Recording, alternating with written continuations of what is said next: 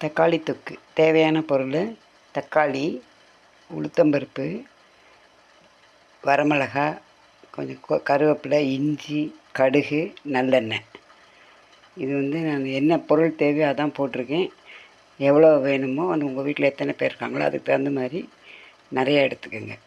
நான் 50 கிராம் உளுந்து யூஸ் பண்ணியிருக்கேன். நன்றி. இப்போ ஒரு ஸ்பூன் நல்லெண்ணெய் விட்டு புளி, உப்பு, வரமிளகாவை வறுத்துக்கணும். வரமிளகா, புளி, உப்பு வறுத்த பின்னாடி அதில் இருக்கிற எண்ணெய் போதும், பாத்திரத்தில் இருக்கிற எண்ணெய் போதும்.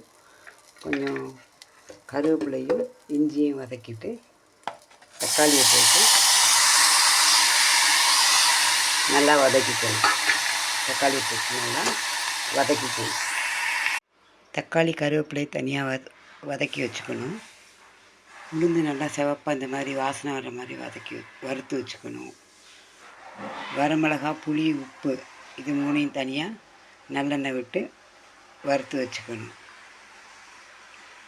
இதில் முக்கியமான விஷயம், முதல்ல தக்காளியெல்லாம் போட்டு வரமிளகா, உப்பு, புளி போட்டு அரைச்சிட்டு அப்புறமா வறுத்த உளுந்தை போட்டு 2 திருப்பினா போதும்.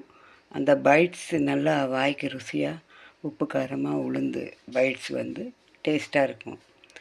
சாப்பிட்டு பாருங்கள். இதில் ட்ராவலுக்கு தான் நல்லா யூஸ் பண்ணிக்கலாம், கெட்டு போகாது. வெங்காயமெல்லாம் சேர்த்தா கொஞ்சம் சீக்கிரம் சளிச்சிடும். அதனால் நாங்கள் வெங்காயம் சேர்க்கலை. வெங்காயம் வெள்ளைப்பூடு இல்லாத தக்காளி தொக்கு. இந்த தக்காளி தொக்கில் நமக்கு 16.9 கிராம் புரோட்டீன் கிடைக்கிது. பாருங்கள். இது பேச்சுலர்ஸ்க்கு ஏற்ற உணவு. எல்லாருமே சாப்பிட்லாம்.